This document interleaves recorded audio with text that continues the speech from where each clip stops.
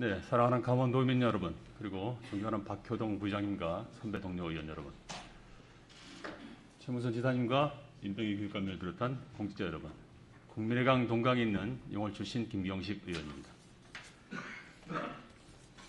쉽사리 종식될 줄 알았던 코로나19 팬데믹이 어느덧 15개월을 향해서 다가가고 있습니다. 우리 국민들에게 많은 변화와 공포를 주었습니다. 백신 개발과 접종률 향상으로 곧 마스크를 벗고 공원을 활보할 수 있는 그런 평범하고 소중한 일상을 기대해 봅니다. 저는 2018년 6.13 지방선거를 통해서 지금의 10대 도의회가 구성이 됐습니다. 지금의 10대 도의회는 전 도의회와 많은 질적, 양적 차이가 있는 것 같습니다. 최초의 다수당 교체, 그리고 젊어진 의원들, 35명의 초선 의원들. 지난 3년간 의원 발의는 전체 995건, 의원 평균당 21건이 넘습니다. 그리고 본회의 및 상임위 출석률은 90%가 넘습니다. 열심히 출석해서 공부하는 의회의 말로 우리를 선택해 준 강원도민들에 대한 요구에 부응하는 일이라 생각합니다. 이런 관점에서 최근 강원도가 추진하고 있는 사업에 대해 진지하게 고민하고 공부하면서 과연 우리가 이 사업에 투자 시기가 적정하고 투자 방법이 적절한지를 살펴볼 필요가 있습니다. 우리 도에서는 자부당 50억, 도읍이 221억을 포함한 전체 사업비 271억이 소요되는 UAM 시제기 개발 사업에 투자를 하기로 결정하고 2021년도 당초 예산과 5월 추경을 통해 116억의 예산을 수립한 바 있습니다. 5월 추경에 수립된 99억은 논란 끝에 40억 원이 삭감되기도 했습니다.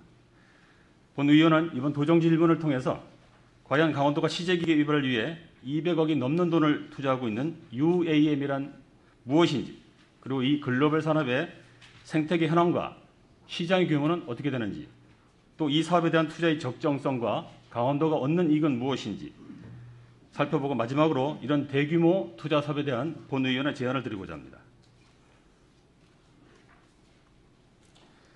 UAM은 도심 항공 모빌리티는 지상과 항공을 연결하는 3차원 도시 항공 교통체계로 도심 상공에서 사람이나 화물을 운송할 수 있는 차세대 교통체계입니다. 일명 드론 택시라고도 합니다. 이 UAM의 개발 배경은 세계적으로 빠른 도시화율이 진행되고 있고 인구 1,000만이 넘는 메가시티에서는 교통 정체로 인한 경제적 손실이 연간 수조 원에 이르고 있습니다. 우리나라 예를 들면 인천공항에서 서울 강남까지 택시를 타면 출퇴근 시간이 아닌 경우에 1시간이 걸리고 출퇴근 시간에는 2시간 이상이 소요됩니다. 만일 이 시간을 출퇴근 시간에도 20분 이내로 줄일 수 있다면 우리 삶에 많은 변화가 예상이 됩니다.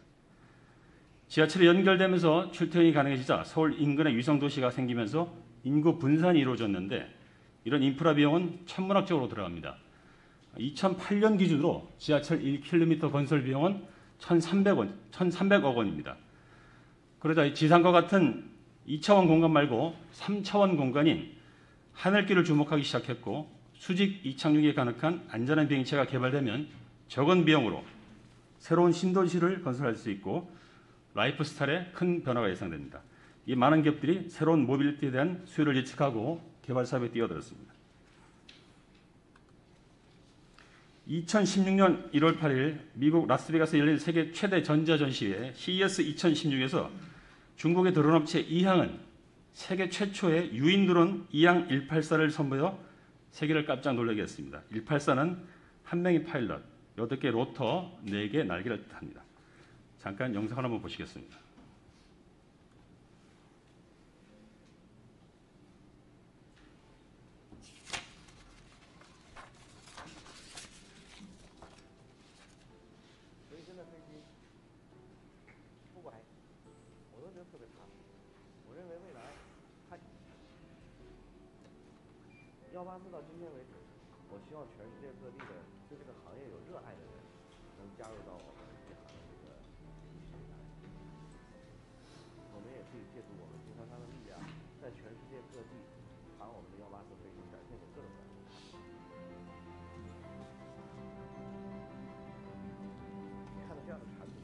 原来那个时候拍的科幻片，现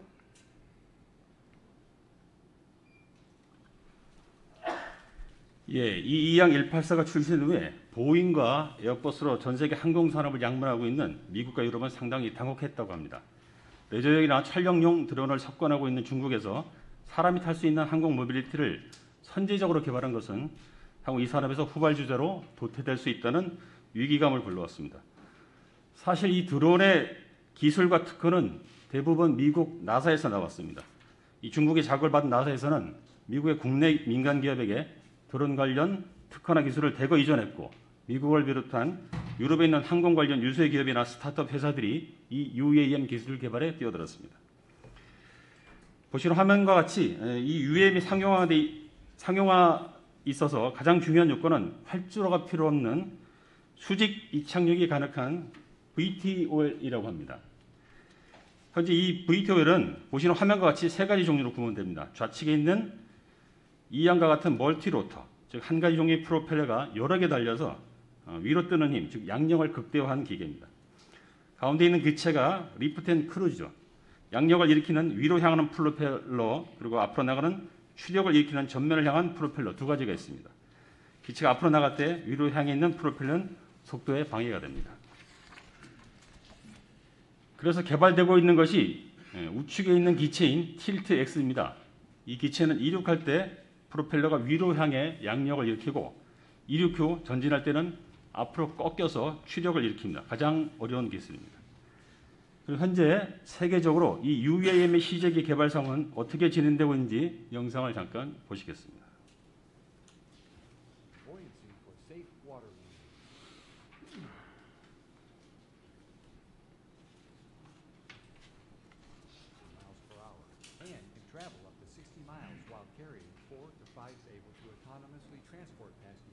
plan routes, respond to contingencies, and detect and avoid unexpected obstacles.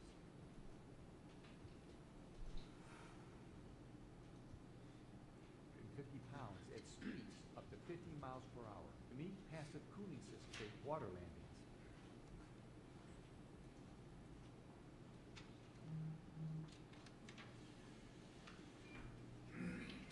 Meet Elroy. Manufacture and travel at speeds up to 44 miles per hour with a flight time of 20 to 25 minutes.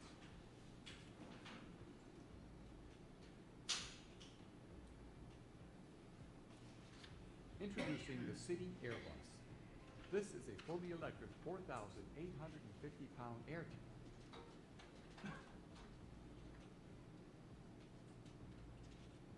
Piloted eVTOL and has a cruising speed of roughly 75 miles per hour, up to provide 881 pounds of thrust for a payload.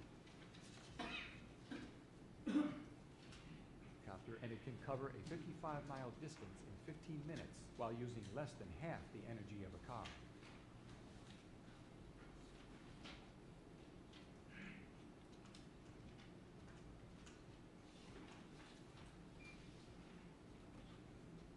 Introducing SkyDrive SD03, a Toyota-backed flying car that is billed as the smallest electric VTOL.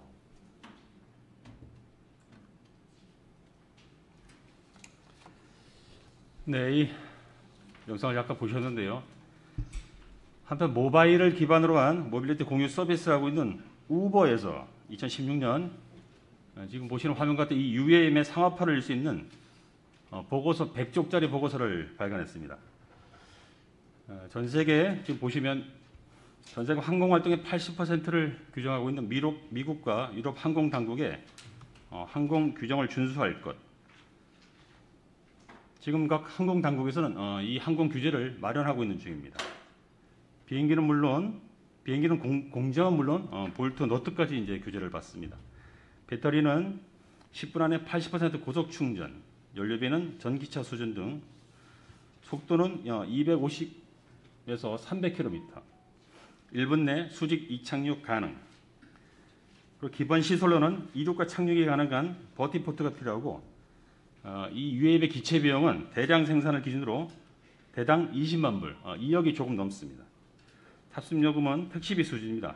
특히 중요한 안전성은 1억 승객말당 사망률이 헬기는 1.2명, 개인용 차량은 0.6명인데 이 UAM은 0.3명으로 낮춰라. 이게 이제 이 우버의 요구 사항입니다. 그리고 프로펠러 한 개가 고장나도 다른 프로펠러로 대체할 수 있는 분산 전기 추진 방식으로 기체를 개발할 것. 또 이 헬기는 소음이 110데시벨 수준인데 이 UAM은 서울 도심의 소음 수준이 62데시벨까지 낮춰라. 또 미국은 이 항공기가 탄소 배출의 전체 12%를 차지하고 있는데 이 탄소 배출을 하지 않는 기체를 개발할 것. 이 이외에도 계기 비행의 500시간과 시계 비행의 1200시간을 인수한 조종사의 경험이 요구된다고 서술하고 있습니다. 이처럼 이 UAM이 개발될 때 이 산업을 주도할 거로 예상되는 우버가 이 UAM에 대한 표준 스펙을 제시하자 선도업체들이 이에 따라 개발할 수도 있고 그중 가장 앞선 기술을 가진 업체들이 개발한 시제 현황을 잠깐 살펴보겠습니다. 좌측 상단에 있는 기종이 미국의 조비 에비에이션에서 개발한 조비 S4, 우측 상단에 있는 기종은 독일 릴리움에서 개발한 릴리움 젯, 좌측 하단에 있는 건 미국의 아처 에비에이션이 개발하고 있는 메이커, 우측 하단에 있는 게 미국 오버에어와 우리나라 하나 시스템이 합작해서 개발하고 있는 버터플라이입니다. 모두 아까 보셨던 UAM 기체 종류 중 가장 고급 기술인 프로펠러가 꺾이는 틸팅 기술을 사용하고 있습니다. 대부분 우버에서 제시하고 있는 스펙을 갖췄거나 그 이상의 기술을 개발하고 있습니다. 상단에 있는 조비와 릴리움에서 개발한 기체는 이미 시제기가 개발돼서 약 1000번 이상의 시범 비행을 했고 하단에 있는 아처와 하나의 기체는 아직 개발 중에 있는데 올해 안으로 제작이 완료될 것으로 보이고 있습니다. 이 중에 기술이 가장 앞선다고 평가받고 있는 좌측 상단에 있는 조비 에이비에이션에서 개발한 기체 영상을 잠깐 보시겠습니다.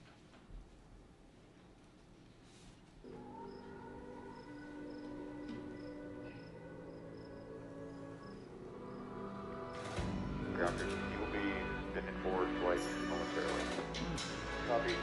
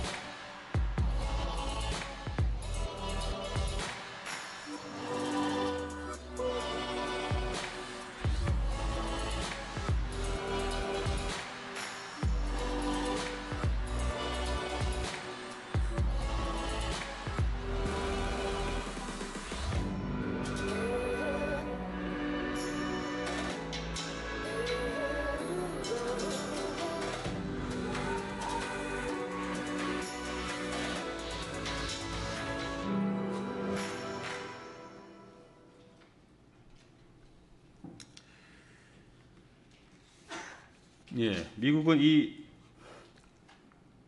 지금 보신 것처럼 이 우버가 이제 개발되고 있는 기체 중에 가장 성능이 뛰어나고 안전성이 검증된 기체를 구매해서 이 UAM 항공 운수 산업에 뛰어들 것으로 이제 저희는 예상을 합니다. 우버는 이번에 보여드린 영상으로 이 UAM이 상용화되면 우리 삶에 어떤 변화가 되고 있는지 자사 홈페이지를 통해서 영상을 공개했습니다. 잠깐 한번 보시겠습니다.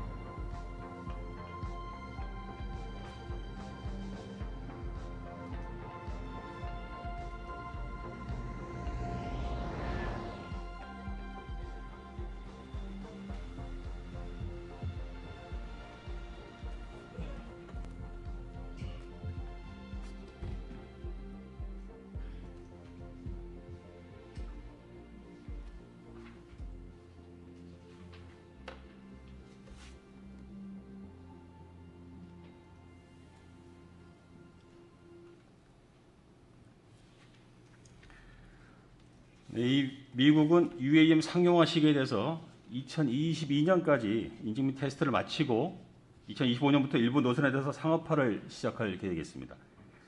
점차 노선을 확대해가면서 2042년에는 레벨 4 단계의 자유비행을 예상하고 있습니다.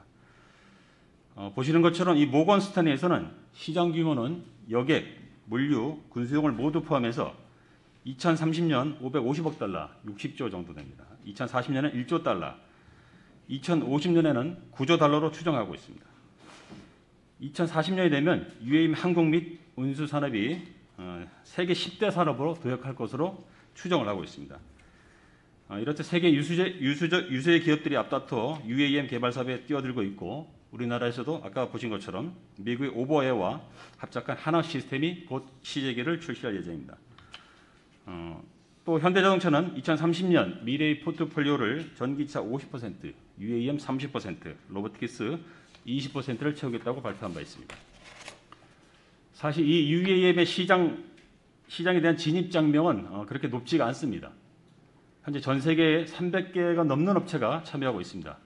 전기차와 마찬가지로 엔진이 없어지면서 효율적인 배터리, 강력한 전기 모터, 가볍고 강한 소재로 이루어진 기체만 있으면 개발이 가능하기 때문입니다.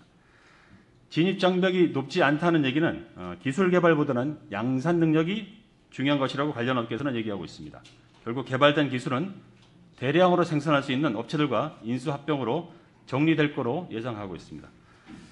그리고 이쯤에서 우리 강원도는 향후 세계 10대 산업으로 부상할 수 있는 이 UAM 시장에 어떤 계획과 로드맵을 가지고 참여하고 있는지 확인할 필요가 있다고 생각합니다. 담당 국장이신 첨단산업국장을 모시고 질문과 응답을 이어가도록 하겠습니다. 첨단산업국장을 앞으로 잠깐 모시겠습니다.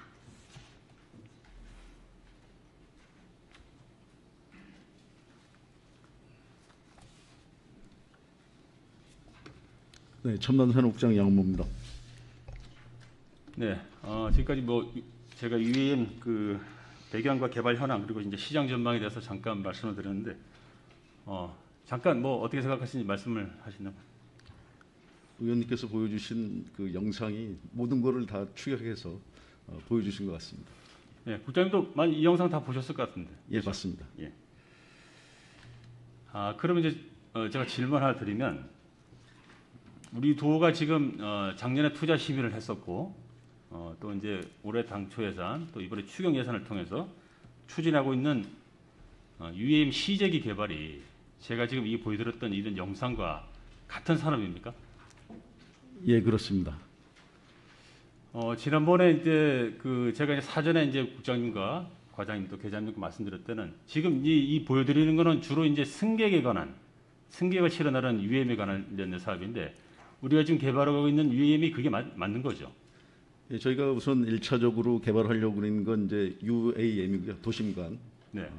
그 CJ가 개발되면 좀 더 확대해서 UAM, 그렇죠. 그러니까 도심간도 같이 병행해서 개발도 하고요. 또 그와 관련돼서 다양한 특수한 목적으로 사용할 수 있는 UAM도 같이 개발할 생각입니다. 그 특수 목적용이란 혹시 어떤 거를 말씀하시는지 알 수 있을까요? 뭐 사람 외에 화물도 될 수도 있고요. 그다음에 응급 의료라든가 뭐 재난 대응이라든가 군사용이라든가 뭐 농업용이라든가 뭐 다양한 분야가 있을 수 있다고 봅니다.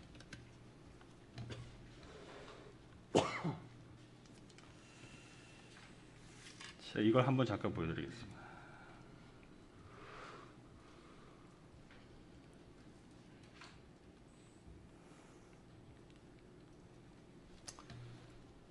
지난 2020년 이 UAM 사업에 대해서 저희가 이제 이런 대규모 사업할 때 먼저 투자 심사를 하게 돼 있죠. 네, 그렇습니다. 예, 투자 심사를 할 때 우리 도에서 관련 부서에서 이제 이 투자 심사 담당 부서에 제출했던 서류입니다.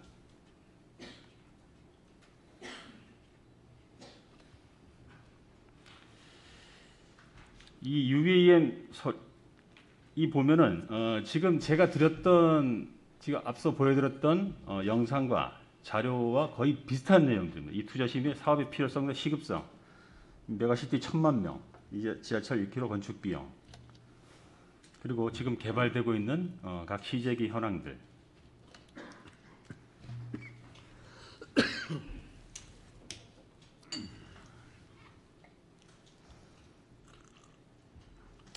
이 사업의 이제 파급 효과 이걸 설명하셨는데 이제 시장 규모도 나와 있죠. 제가 이제 한 가지 눈여겨본 거는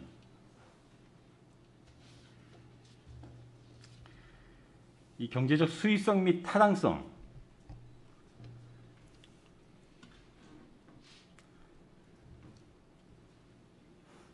이 사업이 개발이 되고 성공이 되면은 이 투자 심의 요청에 제출했던 서류에 보면은 이제 드론 택시를 상용화해서 거기서 돈을 벌겠다 이렇게 이제 투자 심의 신청서에 제출을 하셨었는데 이 내용 혹시 확인하셨는지 기억이 나십니까? 예. 어떻게 이제 돈을 버시겠다고 그때 생각을 하셨던 건지.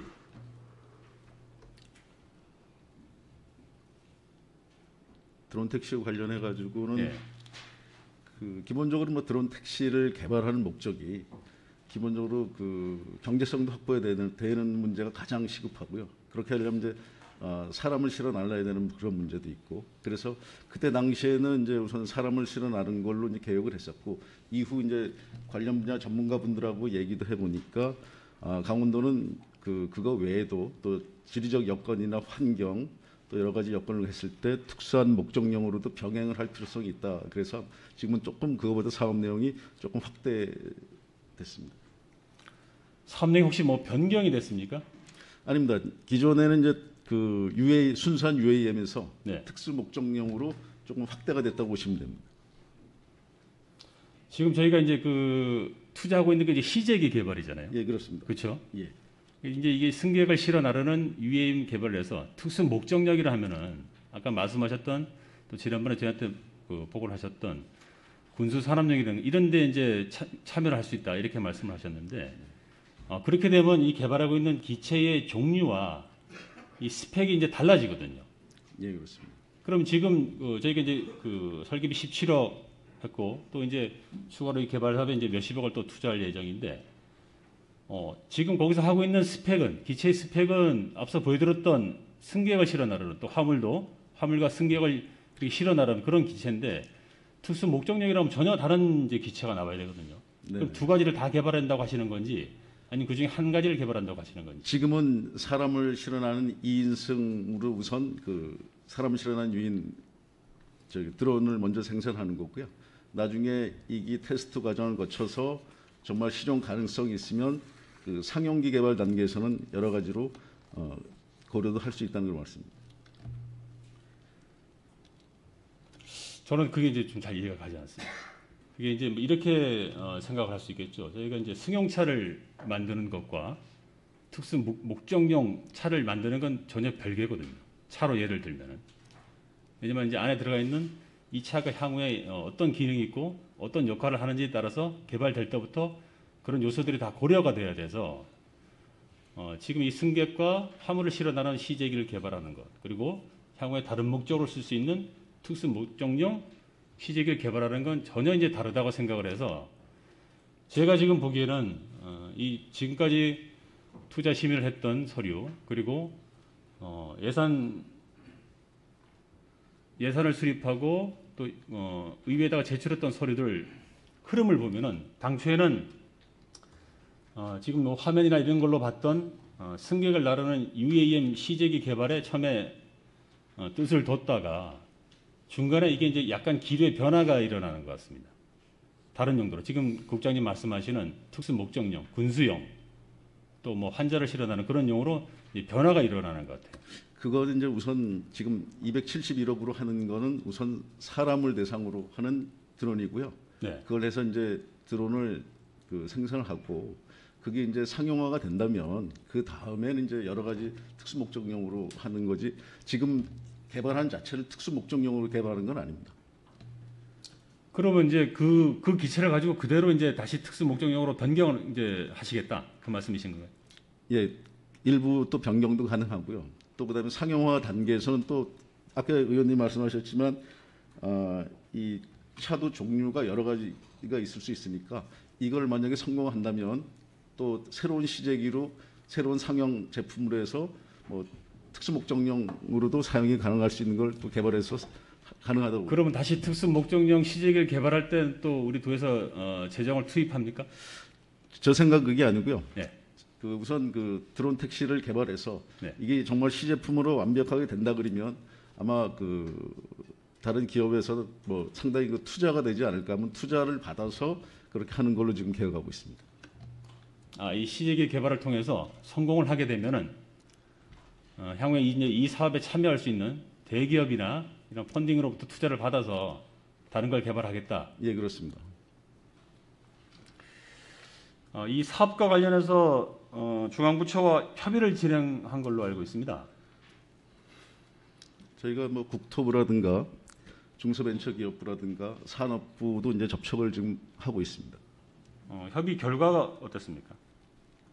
지금 국토부라든가 그 산업부에서는 조금 아직까지 긍정적인 답변을 주지 않고 있고요.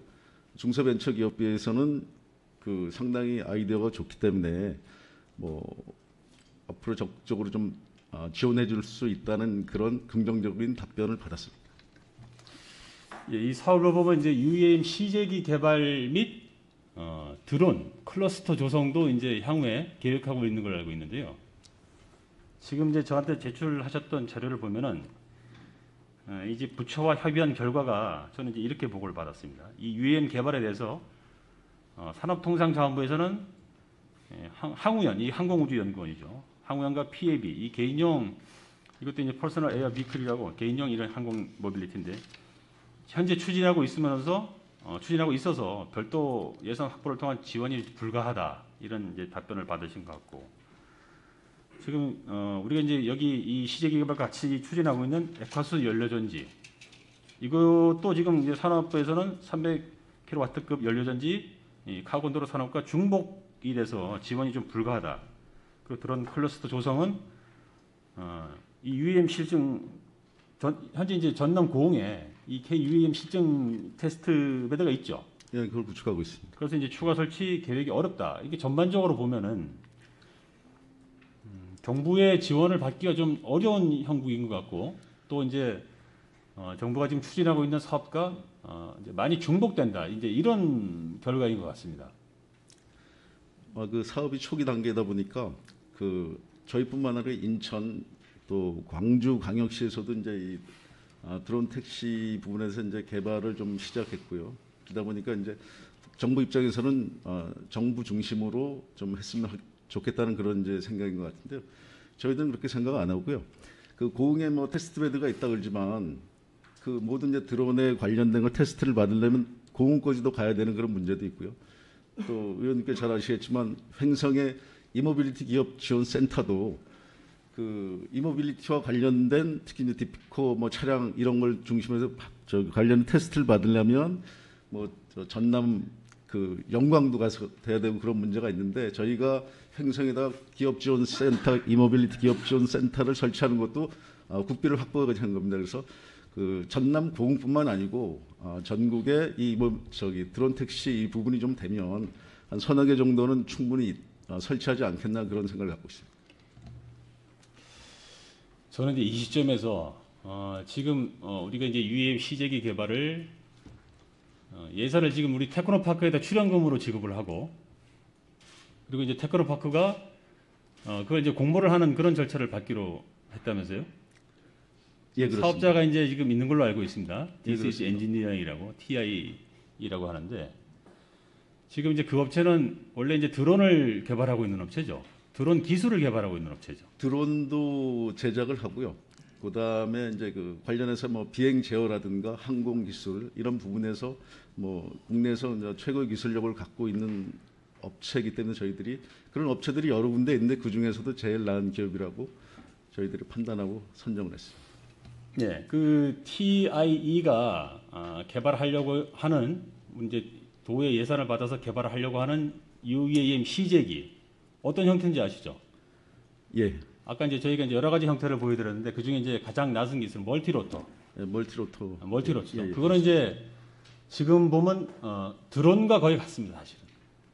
UAM에서 멀티로터는 왜 그러냐면 이게 이제 속도가 빠르지가 않거든요. 안전성이 조금 확보되는 면은 있지만 프로펠러가 앞으로 꺾이질 않으니까 위로 뛰는 힘만 있고 해서 이게 앞으로 나갈 때는 이 기체가 약간 기울어진 상태로 이렇게 나가게 됩니다. 그러니까 속도가 일반적인 UAM은 보통 250에서 300km 정도 나와야지 이게 이제 향후에 시장성이 있는데 이 멀티 로터는 주로 이제 속도가 뭐 7, 80km 정도뿐이 안 되죠. 그래서 이 관련 업계에서는 이렇게 얘기합니다. 이 항공은 크기가 작으나 크나 기술이 큰 차이가 이제 없다고 얘기합니다. 그러니까 작은 드론을 만들 수 있는 그 회사는 큰 드론도 결국은 만들 수 있다는 거죠. 단지 이제 크기의 차이가 있다고 하죠. 그리고 이제 드론 클러스터 이제 조성도 이제 별도로 하신다고 하셨는데 이모빌리티 이제 예를 들으셨지만 이 이모빌리티와 드론과는 이게 사업에 큰 차이가 있습니다. 지금 당장 이제 우리가 횡성이 이모빌리티 단지를 조성을 했죠. 그러면 이제 그 전기차를 만드는 생산하는 회사가 오고 그 관련된 부품을 납품하는 회사들이 옵니다. 근데 이 드론 같은 경우는 전 세계 드론 시장의 80%를 점유하고 있는 것이 어디인지 아시죠? 중국입니다. 중국에 이게 이제 군수용 드론 말고 민간 레저용 그리고 이제 대부분을 차지하고 있는 촬영용 드론을 시장을 점유하고 있는 것은 중국인데 이제 관련해서 이렇게 얘기합니다. 중국에서 만들고 있는 그 DJI라는 업체인데 DJI에서 만들고 있는 드론은 누구나 만들 수 있다. 그런데 어느 누구도 그 가격으로는 못 만든다. 그러니까 이게 결국은 기술 개발이 중요한 게 아니고 양산이 중요하거든요. 양산이요. 예를 들면 같은 기술을 가진 그 드론이 있는데 이 업체가 10만 원에 판매를 하고 DJI가 그거를 3만 원에 판매를 합니다. 누구나 다 그 저렴한 가격에 드론을 구매를 할 겁니다.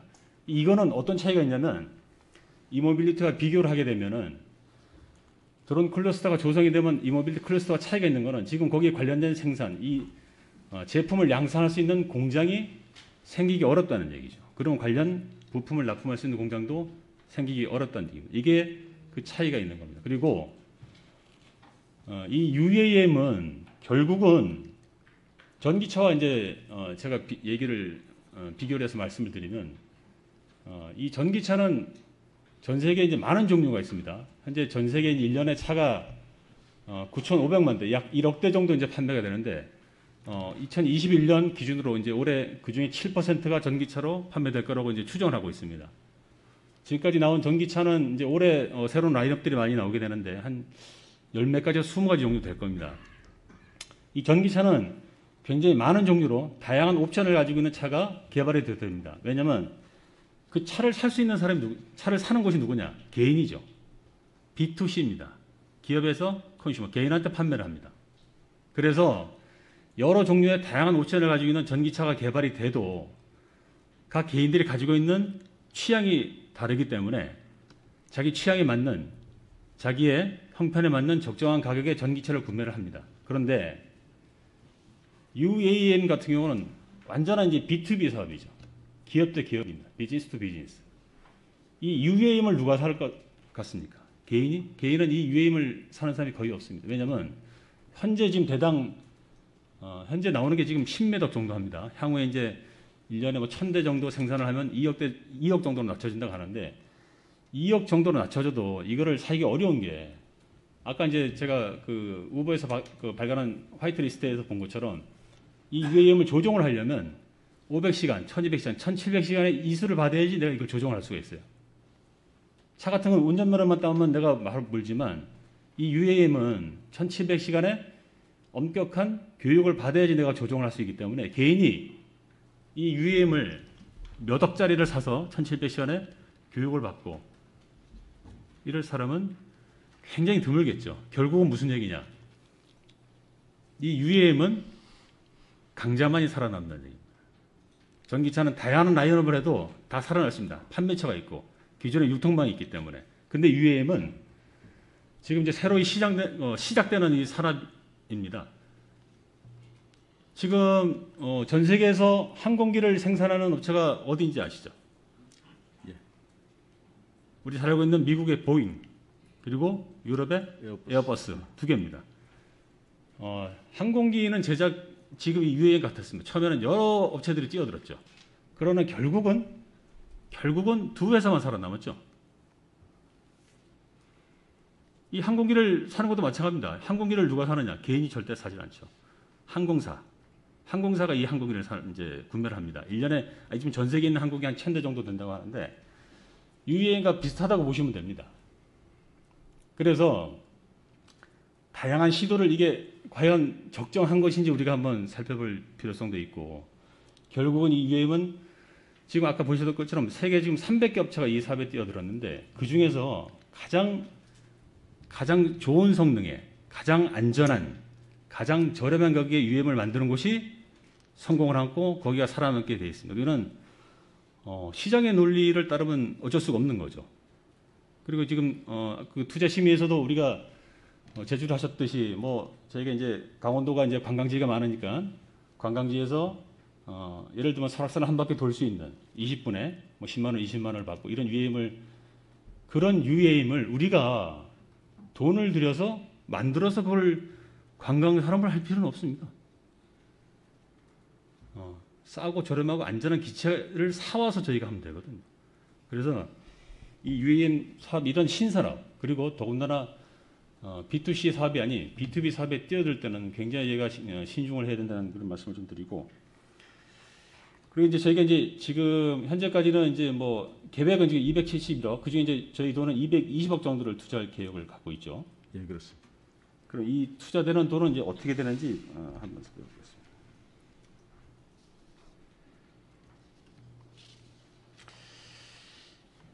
지금 보면은 저기 이제 이 정책 지정 과제 또는 R&D 공모 사업 같은 경우에는 사업이 실패도 사업비 환수는 없고, 또 이제 근데 이제 실증 산업은 사업 실패 시 저에게 사업비를 전액 환수한다, 이런 이제 계획을 가진 걸로 제가 알고 있는데, 지금 우리가 그러면 이제 두 가지 사업이죠. 두 가지 종류로 구분될 수 있는데, 우리가 지금 투자하고 있는 이 UAM은 저 중에서 어디에 해당이 되는 겁니까? 지금 현재는 그 설계를 하고 있는 기본 설계 단계이기 때문에요. 그 지금 실증 사업으로 보시면 되겠습니다. 설계는 실증 산업. 네, 그 설계비는 17억이라고 그랬죠. 예.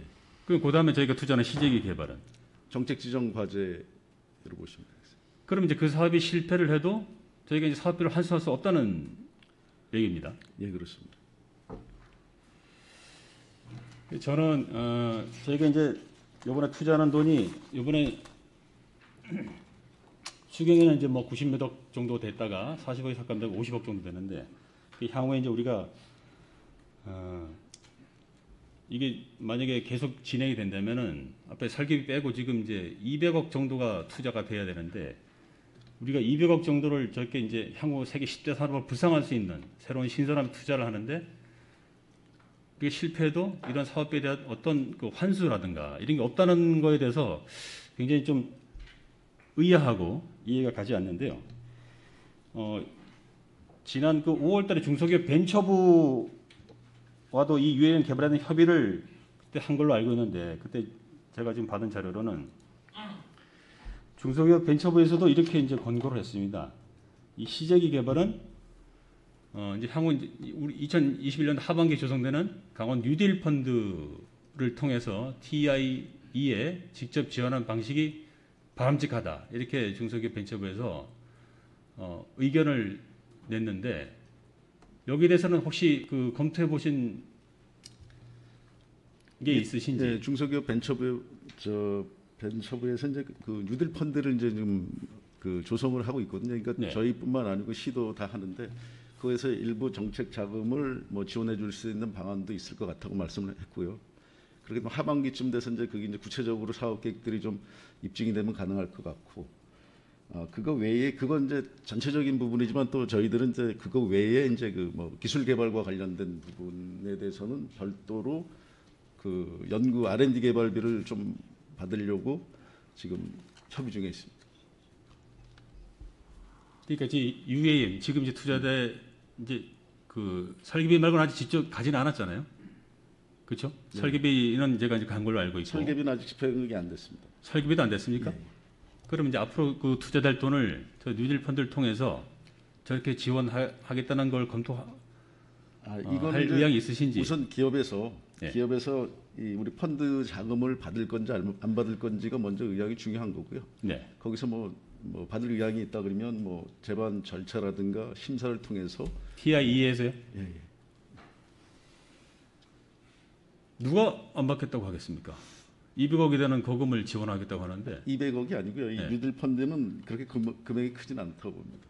한 2~30억 정도. 그러면 이제 저런 뉴딜 펀드를 통하지 않고 저런 형태를 빌려서 하는 방법도 있을 것 같은데요. 지금 그건 한번 생각해 보신 적 있습니까? TI는 뭐 의원께 잘 아시겠지만 그 작년도에 이제 예비 유니콘 기업으로 선정이 돼서 100억 정도 이제 그 자금을 유치한 바 있고요. 또 그다음에 저희가 이제 중소벤처기업부에서 별도로 추진하는 그 R&D 관련 예산을 좀 받아서 그걸로 이제 투자하는 방안들을 검토하고 있고요. 그 뉴딜 펀드 부분에 대해서는 한번 별도로 여건이 되면 별도로 한번 협의해 보겠습니다. 예, 그 어쨌든 예산을 받아서 투자를 하는데 저는 이제 지금 저게 경기도에서 경기경제과학진흥원, 이제 우리로 치면 이제 뭐 산업진흥원이나 경제진흥원이나 이제 테크노파크 같은 데입니다. 그래서 이제 경기 재기 펀드를 지금 운영하고 있는데요. 지금 이제 운영한 지 꽤 됐습니다. 어떤 형태로 운영을 하냐면 이제 경기도가 이제 대량의 그 출자금을 마련을 합니다. 저거는 지금 이제 재기 펀드라는 그 펀드의 한 종류인데 저기서는 150억을 이제 조성을 하는데 경기도가 80억 그리고 운용사 조합원이 70억을 마련을 해서 150억을 마련합니다. 그리고 결성 형태는 관련 법률에 따른 저런 중소기업 창업투자조합, 신기술 사업투자조합, 한국벤처투자조합 등 이런 형태 세 가지 중에 하나 결성합니다. 이게 이제 8년 동안 운영을 합니다. 그 중에 업체 선정은 2~3년 정도 이제 그 업체를 스크린해서 선정을 하고 그리고 투자를 하고 그리고 8년이 지나서 이제 정산을 하게 됩니다. 혹시 이 회사가 개발한 기술 이런 게 이제 다른 회사에 팔리거나 이 회사가 매각이 되면은 돈이 나오잖아요. 그럼 그 돈을 투자한 사람들이 이제 이익을 배분을 하는 거죠. 혹시 손실이 났을 경우에 손실이 날 수도 있겠죠. 손실이 나면 지금 경기도는 어떻게 하냐면 예를 들어서 이제 1,000만 원의 손실이 났다. 그럼 그중에 25% 250만 원은 경기도가 무조건 먼저 책임을 집니다. 그리고 나머지 손실분에 대해서 경기도와 저희 운영사 조합원들이 각각 출자한 비율만큼 손실을 부담하고 이익이 났을 때는 마찬가지죠. 저게 운영은 누가 하냐? 벤처투자법에 따른 펀드 매니저, 핵심 운영 인력이 있습니다. 저분들은 이제 자격증을 받아야 하더라고요. 그래서 저분들이 이런 사업에 투자할 조합원들을 이제 모으는 겁니다. 모아서 저거는 지금 우리 강원도에서 국장님 아시는지 모르겠습니다. 강원도에서도 지금 강화형 펀드를 조성하려고 계획하고 있는 걸로 알고 있습니다. 네. 기업지원과에서. 네. 그래서 기업지원과에서 저 경기경제과학진흥원에 이제 벤치마킹도 갔다 왔다고 하더라고요. 아마 저런 같은 형태로 강원형 펀드가 조성이 되지 않을까 예상을 하는데 기본적으로 우리가 저게 지금 우리가 이제 어려운 이웃을 도와주는 게 아니죠.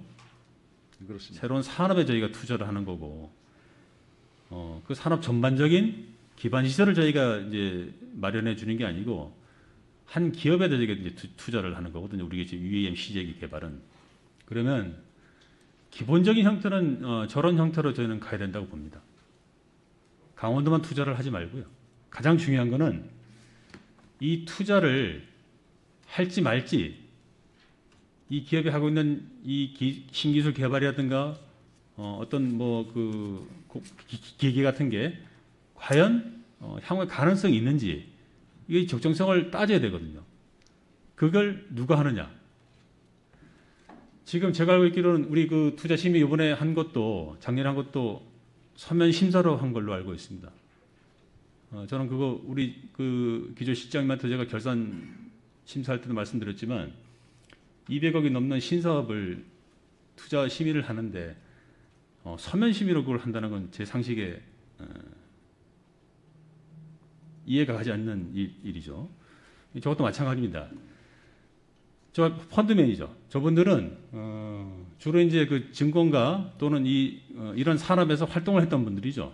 20년, 30년 경력 가진 분들이 저 벤처 투자법위에서 자격을 받습니다. 그분 이분들이 이제 이 산업의 전반적인 부분에서 소상히 알고 있는 거죠. 저런 사람들이 이 기업에 과연 우리가 투자를 할 것인지 말 것인지를 심의를 합니다. 검토를 합니다. 그것도 2년, 3년씩 걸려서요. 그러면 이게 되겠다 싶으면 이제 그때 투자를 하는 거죠. 그리고 물론 모두 성공할 수는 없겠죠. 손실이 날 수도 있습니다. 그래서 경기도가 먼저 이제 일정 부분 먼저 이제 우선 손실에 대해서 우선 충당을 하는 겁니다. 반대로 이익이 날 수도 있습니다.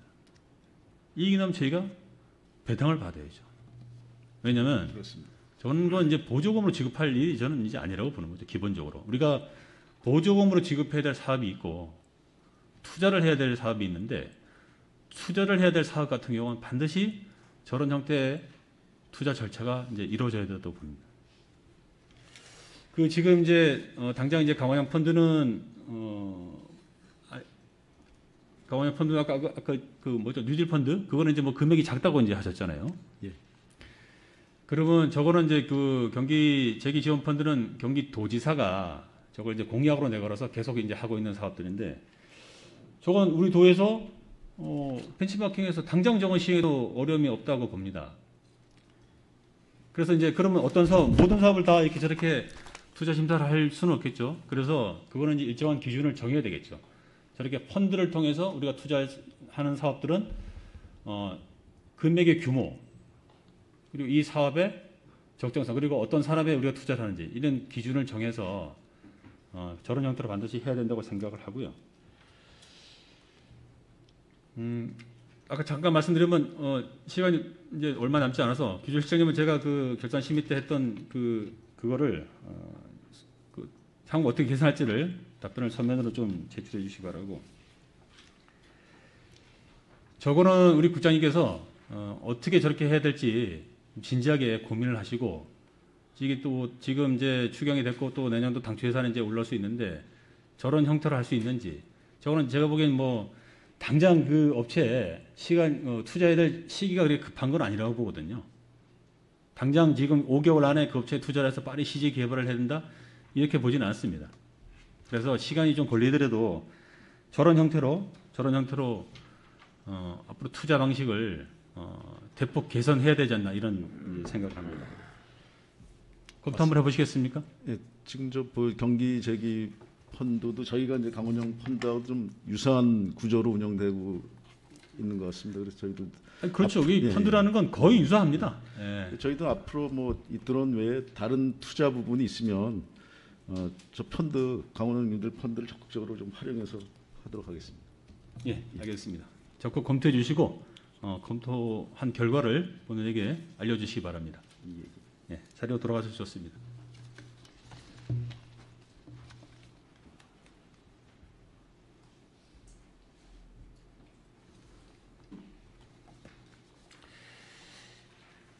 예, 제가 지금 말씀드렸지만 마지막으로 이 UAM 같은 신기술 또는 벤처 사업 등에 대한 대규모 재정 지원을 할 경우에